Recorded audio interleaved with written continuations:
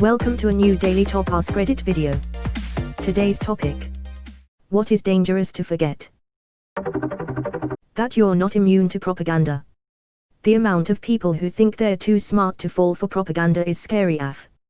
Those are exactly the type of people who are good propaganda targets. Sure, you might see the simple stuff, but anything worth its shit, it's getting you. That the beautiful wild animal is still a wild animal. But cheetah look like big kitty. And bears look like fluffy dogs. Which pedal is the go pedal and which is the stop? I did this and ruined my parents' car and garage. Just remember, if you can't remember which is which, you have a higher chance of keeping your license by bribing the police.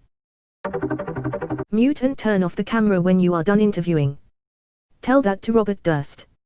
Context: keeping good dental hygiene really bites you later on if you're not careful. Please stress this to your kids. To the point of scaring them. I wish I had listened. I caught up when I got a little older, but I still lost one tooth to an internal resorption, had 4 root canals, and lots of other work done. Edit: I'd like to add that the threat for poor dental care should not be the dentist. All that does is teach kids to fear the dentist. The threat should be the immense pain, eventual inability to eat harder foods, losing teeth, and having them look like crap. Their inaction needs to be tied to the encouragement of brushing their teeth, not the threat of dental work.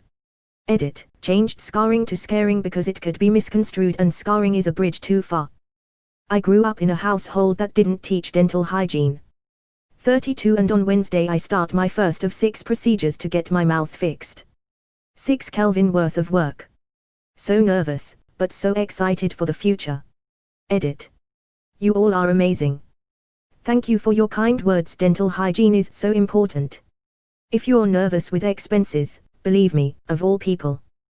This whole ordeal has stressed me out the last 10 years, never having dental insurance, always working in the restaurant industry.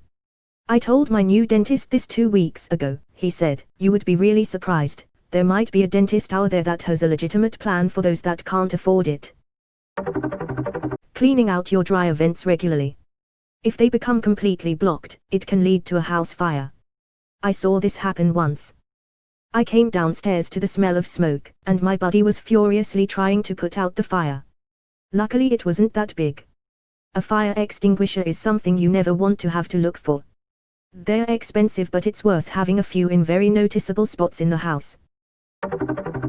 That you shouldn't just mix whatever cleaning supplies you have available, some of it can form a deadly gas and kill you ASAP. Ammonia and chlorine bleach specifically. A very real danger.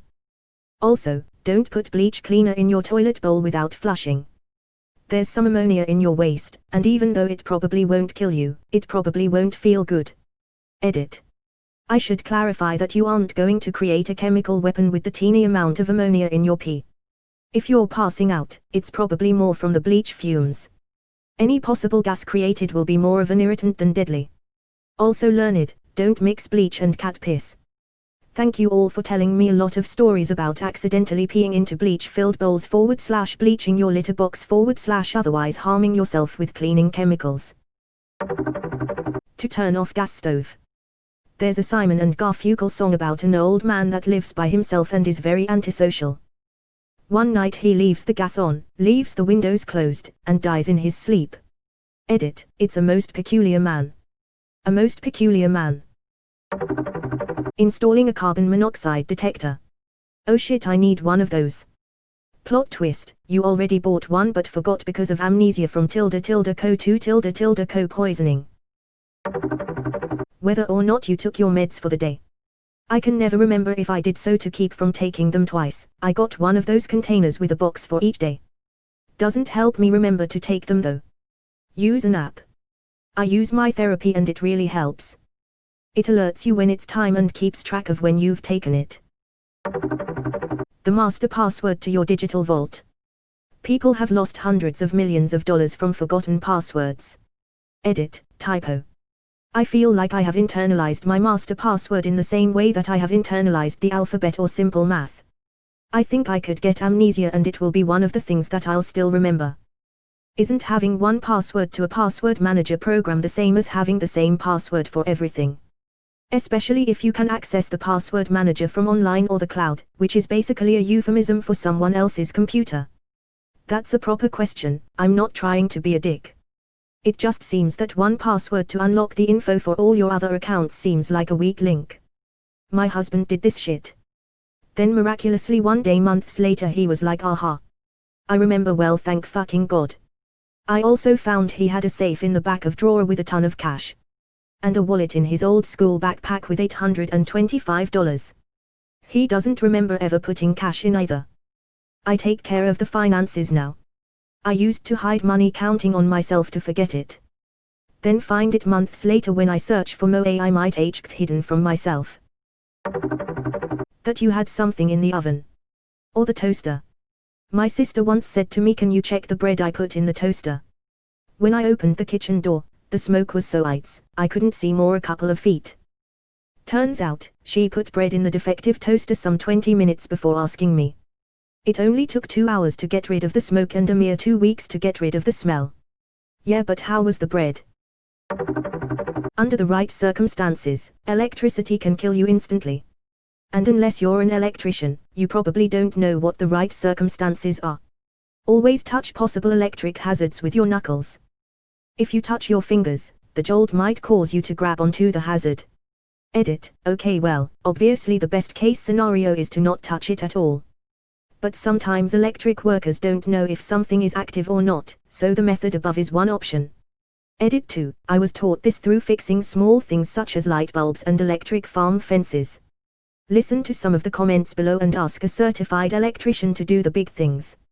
And if you have to work on something live, do your best to work with one hand and keep the other behind your back. Electric shock in one hand and out your feet is better than completing a circuit through both arms and your chest. When the warning label on something reads inflammable, it means that it's highly flammable, it will burn easily, not otherwise. Flammable and inflammable are synonyms. This is a primary example of the stupidity of the English language. That's so stupid, what the fuck? That you're driving. Oh shit, thanks for reminding me. That the gun is loaded. You should always treat it like it is loaded. Exactly. I don't even own a gun and I know this shit. Edit. Totally did not expect to get silver today or ever. Thank you, kind Redditor. Do not put water on a grease fire. Do not put water on a grease fire. It will make the fire grow. If you have a grease fire, place a metal lid or flat pan over the source of the fire to deprive it of oxygen. Turn off the heat source. If you can't do a lid, pour baking soda on it. Edit. Also salt and damp dish towels, from commenters. Salt works really well too. You know that salt sprinkling meme guy? I'm just imagining me doing that, but over a big ass fire. Thanks for the tip, and the mental image. Your parachute. You don't need a parachute to skydive. You just need a parachute to skydive twice. It's hard to argue with that assessment. What you are allergic to. There was a guy on Reddit that said though he was allergic to shellfish, he loved it. Said he used to take Benadryl before he'd have any. That stopped helping after a while, so he'd just bring his EpiPen when he went out for crab. Haven't heard any more from him in quite a while. My brothers and I are allergic to shellfish, but one of my brothers couldn't let it go because he loved shrimp, so he kept eating it every few years to see if he was still allergic. His lips would balloon up like JYNX and we would tell him what an idiot he was, but about 2 years ago, he stopped being allergic. The rest of us are still allergic. He is younger than me, but I now get anaphylaxis from being around someone cooking shellfish these days, which is apparently pretty rare. So his is gone and mine is a lot worse. Edit. To clarify, we all developed the allergy when we around 13 or so. We all had shrimp and such when young. We were especially fond of popcorn shrimp. But we each had an experience where we suddenly had vomiting and diarrhea when we ate shellfish around age 13 or so. Edit 2. I meant when we were each in our teens, so that's separate incidences several years apart. Also, he did not methodically microdose until he wasn't allergic anymore. He just ate a couple shrimp once in a while. Think of that scene in Broad City where Isla eats the lobster dinner because she knows her tolerance. He also didn't even have an EpiPen. So he's still an idiot. He just got lucky. For a while I would eat at sushi/Chinese restaurants without specifying my allergy. They don't always use clean surfaces/pans when preparing different things, so you should specify. And not pay attention to may contain shellfish on packaging. Sometimes my lips would get itchy and swell a bit, sometimes I would get diarrhea, nothing too bad. This was also pretty stupid, but out of all of us, what I was doing was closest to microdosing, and it did not work out for me, as now I get anaphylaxis if shrimp sushi accidentally touches my salmon sushi. I almost died because I was not expecting anaphylaxis the first time I had it. Don't fuck around with food allergies.